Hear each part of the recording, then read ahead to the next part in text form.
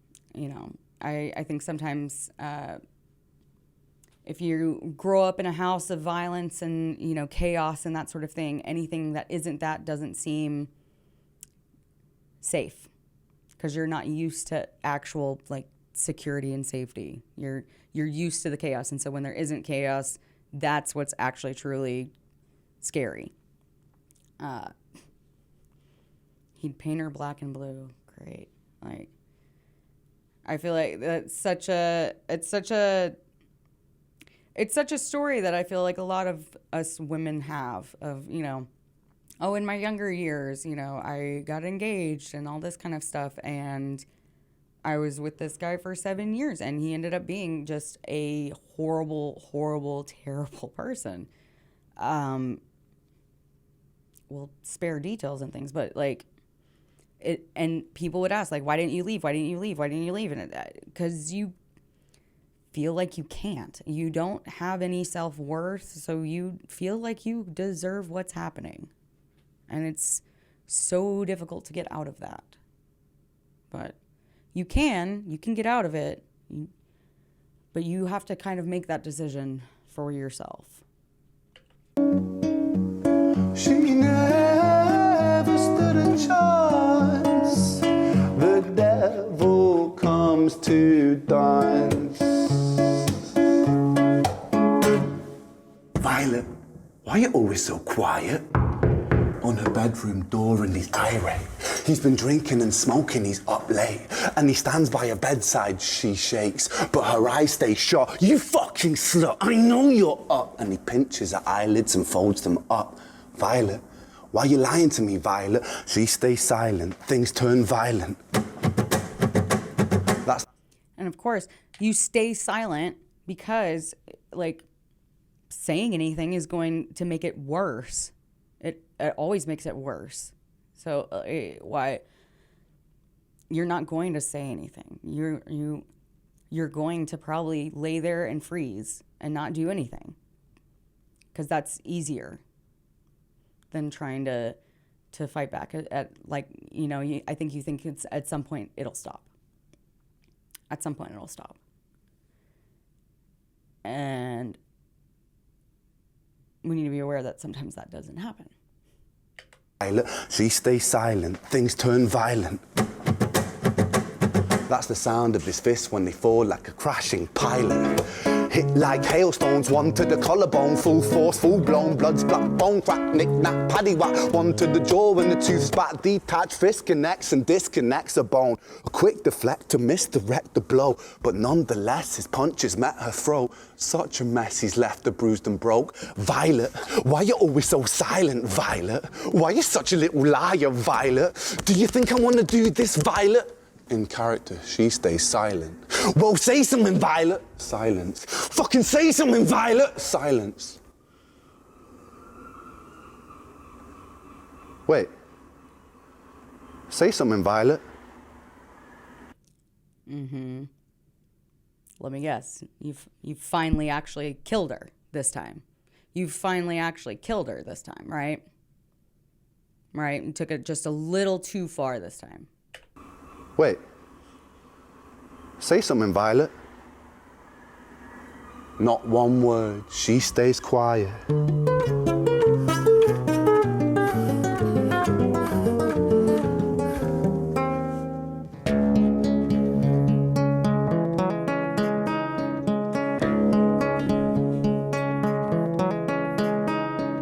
London City, far from pretty, 2005. A lady down in Paddington is fighting just to stay alive. The doctor, in a state of shock, saw something here so very wrong. See, Violet, she was pregnant.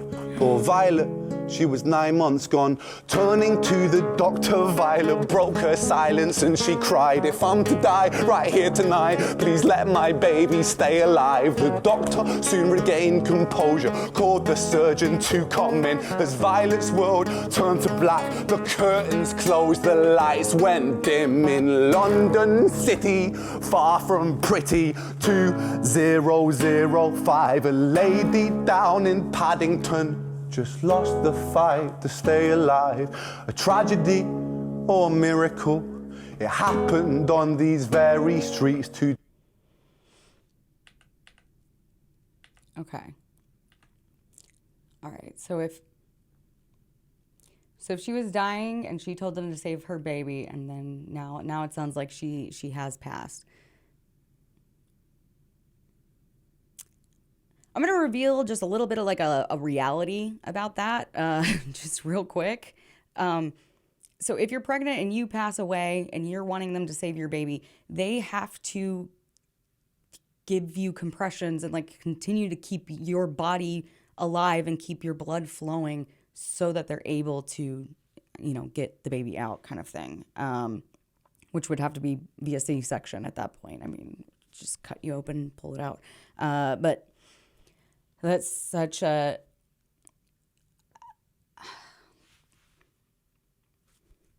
Like, I don't even know what I would choose at that point. I don't think I would. I don't know. I don't know what I would choose at that point because I'm going to die, and where's my kid going to go? I don't know. Like, where are they going to go? Where are they going to go? Who's going to take care of them? Like, what's going to happen to them? I don't know. So I don't know. I don't know that I would make that decision. Closed, the lights went dim in London City, far from pretty. 2005, a lady down in Paddington just lost the fight to stay alive. A tragedy or a miracle, it happened on these very streets. Two twins aligned side by side. A girl named Jenny and a boy named Screech.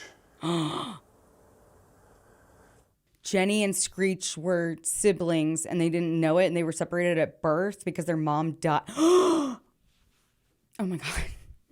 Oh my God. Okay. That was deep. Wow. Okay. I feel like that there's a lot to discuss. There's a lot to discuss here. So you've got mental illness, you've got domestic violence, you've got different mental health issues. Like, you've got a little bit of everything. You've got women's rights and things. Like, there were so many things in this one video. There's so many things. Oh my gosh. Okay. Okay, guys. I'm literally speechless. I don't know what else to say about it. There's just so many things happening all at one time. And I loved this video. I think it's very important to open up conversations about, domestic violence. I think it's important to open up conversations when it comes to, reproductive choice, when it comes to rights and help and resources for people that are in these types of situations. Overall, I really enjoyed this video. I always love a good Ren video. What did you guys think about this video? Let me know in the comments down below. If you guys like this video, please give your girl a thumbs up. Hit that subscribe button if you haven't already, because why haven't you? I will quit chit-chatting. I will let you guys get back to your life. I will get back to mine. I will see you guys the next time I record.